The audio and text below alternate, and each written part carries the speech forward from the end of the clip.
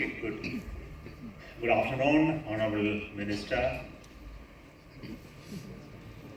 Honorable Principal Scientific Advisor, DG CSIR, Shrimati Geeta, all the distinguished members of the CSIR family and the extended family, as the DG already told.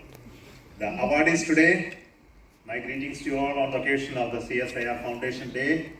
I'm very happy to be a co-traveler in the journey of CSIR in the last so many years. Working in the Department of Space, I have taken great support from CSIR laboratories spread across the country in many areas for advancing our work in space. And thank you so much for the support that you have been giving. I know in CSIR there are so many unsung heroes, and that's what today DG CSIR spoke about, some of those great accomplishments of 800 stories that were never told. I will be happy to hear those stories someday. Today she just mentioned only 8 of them, but I am aware of many more. Thank you so much for that opportunity given to us to understand about the work of CSIR. I thought on the Foundation Day it's very important that I speak about not about moon mission, but I should speak about what we did in the space sector, especially in the domain of connecting with the society, industry, as well as with the topics which are non-space. No? But of course, it has to do with a lot of space-related work. So I will just quickly go through the presentation. Of course, with the time crunch, I would like to try to complete it as fast as I can. So I will not spend much time on the material stuff. So you don't have to pay much of attention to the display or the graphics that I am going to put. I believe the slides will change from there. You can go to the next slide. Yeah, I can change here. So the space program is now centered around the certain verticals, we call it. The verticals are basically people-centric and application-driven, primarily to accomplish the space activity that we are doing, right? The space transportation, that is building rockets and launching them, building satellites, which is the space infrastructure of various kinds, space applications, delivery, of course the capacity building, human space flight. So you can really see it's an end-to-end work which you have been doing in space sector. It all started with applications first, then building the satellites, then building the rockets, and then building the infrastructure. So in fact, the journey of ISRO has been very characteristic of unlike other nations where they developed the missiles first, then looked at how they can become rockets, then how we can use rockets to launch satellites, how to do applications. This has been the way others looked at it, but in India, the culture has been entirely different. We looked at the application, the utility first as the topic and capability that we need to have in this sector over a period of time. The accomplishments are really in numbers, statistics as we can see really phenomenal for a country like us with a very less budget, the number of missions that we did in terms of rockets, the private satellite that we launched, the infrastructure that we have currently, 50 plus satellites are operating currently in various domains. We also have been successful in accomplishing a lot of technological demonstrations which many of you know, so I won't spend time on it. The domain expertise in ISRO is actually from end to end. Unlike many other institutions, we do not outsource anything. I think we made it sure that the entire work of technical work which is required for building the rockets, satellites, applications, you talk about anything, it's actually done inside in terms of the research. But of course the manufacturing, production has been done in industry only. And this has been the characteristic of this organization very early part itself, though we have various technological domain capabilities, expertise. Building them has been happening in industries, almost spread across 400 to 500 industries in the past. So the manpower or the scientific, technical manpower in the organization remained more or less static over the last 30, 40 years. That is something very phenomenal. And we were able to do the work of increased workload by making use of the industries in a big manner. We focus on R&D domains continuously we do that. Of course, possibly you know that the indigenization content in the space has been substantially increasing over a period of time. For example, the rockets, if you look at 95% of the material, manufacturing, devices, systems in the rockets are actually sourced from India. And only 5% comes from outside, that is maybe some of the high-end electronic components. And this has not happened just like that. It has happened over a period of time, working with various laboratories in India, national laboratories, defense laboratories, CSIR labs, in terms of material indigenization, technology capability, the research that we did in terms of our algorithm development, exploration, ground infrastructure, all of them happened through the research component of work that we have been doing over the past. The indigenization is something which I would like to look at it in a big manner, the electronics. Including the processor that we fly in our rocket, the main computer, the chip is made in India, in our SCL. It's not a supercomputer, but it's a computer that is enough to run a rocket safely to space. So the Vikram 1601, Vikram 3201, where the processors designed here, manufactured in the foundry that is there in India. The electromechanical actuators, the DC power supply systems, the battery systems, the composites, energy storage devices, solar cells, all this we started doing it over a period of time within the country itself. And we have created industries and capabilities to do all of this. We also worked on applications across domains. We have been connected with ministries, departments. In fact, the Honorable Prime Minister has taken a very important step in bringing sure the space reaches everybody, and we are connected with the secretaries of departments. In 2015, there was a workshop in which all ministries and departments were asked to participate in space and to have projects connected to the space. And this really increased number of projects that we have in terms of utilization of space activities in various areas.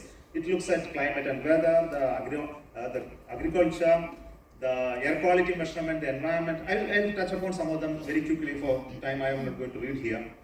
We also support the geospatial e-governance of the Government of India, connected with all the space flagship programs. And space component of all these flagship programs comes from Department of Space, and the connect with the farming, smart mining, smart transport, cities, urban transition, the delivery of the societal benefits to this, taking database from various sources, etc., including disaster management. And it continues to be one of the, space continues to be one of the providers of information. We also connected with various other SDG goals, as DG has been just mentioning.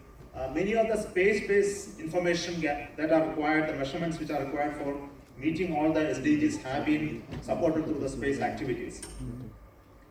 We also work on Gati Shakti program, where the data from the space is very much useful for Pradhan Mantri Bima, Fasal Bima Yojana, or PMSY, or the Gram Sadak Yojana, the Amrut Mission. And a lot of data products have been supplied from our Earth observation data, satellites for public good. We also connect with the startups based on the satellite data, and they are making huge inroads into the business opportunity in the recent past. Some of the important benefits that we have provided to the society in terms of the space-based activities, the geospatial data, which is used for modeling, monitoring the outbreak of the diseases. Telemedicine, of course, many of you know that it is one of the important services that we provide through our communication network for remote areas. We also have spin-off benefits, which I will quickly describe. We also have the climate and weather modeling and impact studies related data, natural resources mapping, air quality measurements. I'll quickly go through some of the environmental and pollution related measurements, which is actually done through many of our satellites, where the concentration of nitrous oxide, the pollutants, or even the particles measurements have been done. Aerosol depth measurements using space as well as ground-based measurements, etc., has been done through very well established sensors in space. We also look at climate change impacts, especially the global warming. They have a program called NICES, National Information System for Climate and Environmental Studies, which is piloted at our Hyderabad Center, National Remote Sensing Agency, which looks at the climate change indicators, also look at the agents that causes the climate change, and also do the modeling and impact assessment, which is very, very important activity under the NICES program, which is a centrally funded program. In the blue economy side, we have activity, possibly you are aware of the ocean sats that we launched, which looks at the ocean color, the ocean temperature, the wave heights, and also the chlorophyll content, and then make predictions for the fish catch, fish availability. It also gives information even including the rip current monitoring, state forecast of the oceans, etc. So this is actually piloted through some of the laboratories under the Department of Earth Sciences. So, considering the sea coastal availability, the continuous monitoring of oceans is very important, and ISRO is bound to build newer and newer instruments for supporting the ocean research. We look at the green economy, which is mostly looking at the crop forecasting, the crop yield estimation. We work with the Nonspace Center for Crop Prediction, especially the Agriculture Department. And also we have the currently capability to look at the yield estimate of at least 7 crops, and which need to be increased to more crops in the future. And in the future, we will be expanding this capability by increasing the measurement capability, especially looking at high resolution, thermal imaging, looking at forest fires. I think possibly you may not know that forest fire monitoring is one of the important strengths that we have today. And our forest department is fully supported by our satellite data, and they are able to train entire staff to look at satellite-based forest fire monitoring. And we look at hyperspectral imaging, SAR, for example, NISR, which is one of the US-India satellite which we are going to build, is actually going to be launched in the next early next year, which will look at the agriculture, the soil moisture content, the tectonic movement, etc. in a greater detail, which will support the agriculture sector. Disaster warning, disaster management, and we are connected with the National Geospatial Database Repository for decision support system for disaster. We look at various issues like cyclones, floods, and other impact assessment, which is space remains to be one of the important provider of information for the national decision making. Communication continue to be remaining as one of the important domain, and here we are expanding our capability, especially in the high throughput. Possibly you know that the internet services through the private operators we started giving through some of the satellites in especially remote areas. And our entire backbone of your television broadcasting continue to remain as the ISRO satellites, and slowly we get into the in-flight connectivity, maritime connectivity, and mobile services. Of course, private players are coming in this area. We are going to see a drastic change from the roles that are played by government agencies and private agencies. All of you are aware of the NAVIC system, where you continue to provide the position, navigation, and timing services. Currently, we have stationary satellites, the GEOS satellites, is doing the NAVIC constellation, and it is currently used for Aadhaar authentication, we use for geodetic networks, time dissemination, emergency warning system, train connectivity, etc. E-tolling systems we have already gone into. And the primary job of NAVIC is to look at the strategic sectors where we are trying to integrate our capability with the defense sector equipments. But there is a role that we have to expand in the coming days into a much wider network, and as well as a global network. We give a lot of technology spin-offs in ISRO. Some of them I just want to tell. These are, whatever I mentioned are really connected to the space work. But we look at a lot of technology transfer to industries. For example, we have transferred the lithium-ion cell technology. And I want to tell you that all our rockets fly with our own lithium-ion batteries, which are built in-house. And we have started doing it in our industries. BHEL is taken over this building of this high-power lithium cells. And also low-cost cells. We make polyurethane food, silica, aerogel, search and rescue backends, softwares. So these many technologies and patents and transfers have been happening from the 1978 onwards, and it continues to be published and handled. I just want to tell you now some of the Nonspace work that we have done. Recently, we have developed a ventricular assist device, which is a turbopump-based, magnetic levitation bearing-based heart pump, which can be used now. We are currently working with the medical team for floor trials and its biological verification. Another is a microprocessors control limb, which has been developed now, which is fully an actuator-driven, battery-operated, sensing the movement of the leg, and it has been successfully, walking trials are done, and it is now going to into the market now. And all this came out of the knowledge that we have in terms of material science, manufacturing. For example, the magnetic levitation that is used in the turbopump is based on the gyroscopes that we fly in our rockets, and the actuators in the microprocessor control limb is actually the actuators which are used for controlling the rocket nozzles in the rocket. So some of the knowledge that we have in terms of the space gets into such activities as well. Of course, during COVID time, like many others, we also developed a lot of ventilators. And this were done in a few months of time, and we actually developed 3 different ventilators. One of them starting from a professional ventilator to a simply a breathing assist device. All 3 classes were developed, and actually technology transfers happened. With industry, we have been working very well in the past, almost 450 plus industries, big, large, small.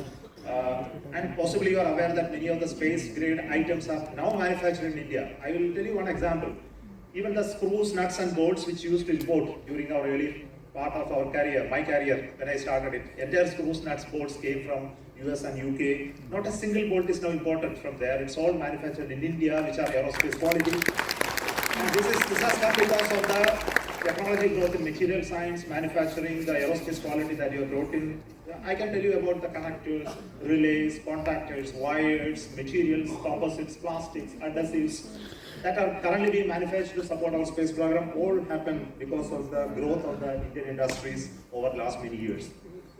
In the future, we will be facing huge challenges, especially in the domain of smart transportation, where the need of space will come in when you have to monitor vehicle fleets. Autonomous car driving requires space technology support. We also need space support for smart city formation, because the information gathering in terms of traffic management, the infrastructure management, monitoring, and environmental monitoring, all this requires a lot of space connectivity. And we are looking at how technology in space can really help you to create a smart city. We also look at IoT and supply chain management as a major topic in the future, where space will play an important role, where the IoT devices will support you in terms of collecting information of stock, inventory, fleet management, delivery of hardwares and across the country. It can even enter into agriculture area in looking at the pesticide control, the water, as well as the nutritional delivery, etc. IoT connection to space becomes a very important domain, and we are looking at how to build IoT spacecrafts in the future. We see that IT and space integration will happen in the future. For example, you are aware of data comes from satellite, a lot of observation data come. We also have the timing services, we have the surveillance data, we have the terrestrial camera networks. I think all of this will get fused in a time later. Your mobile devices will show you the picture of your son driving the car, where he is now, and the information related to your movement of your friends and colleagues will be actually accessible through your satellite network. And all this will get connected in the internet domain, where the information from terrestrial satellite network will become a very important tool with a high data rate transfer possibility in the future. So we see a huge future for seamless integration of terrestrial and space-based networks, which will really increase the business opportunities and technology growth in this sector.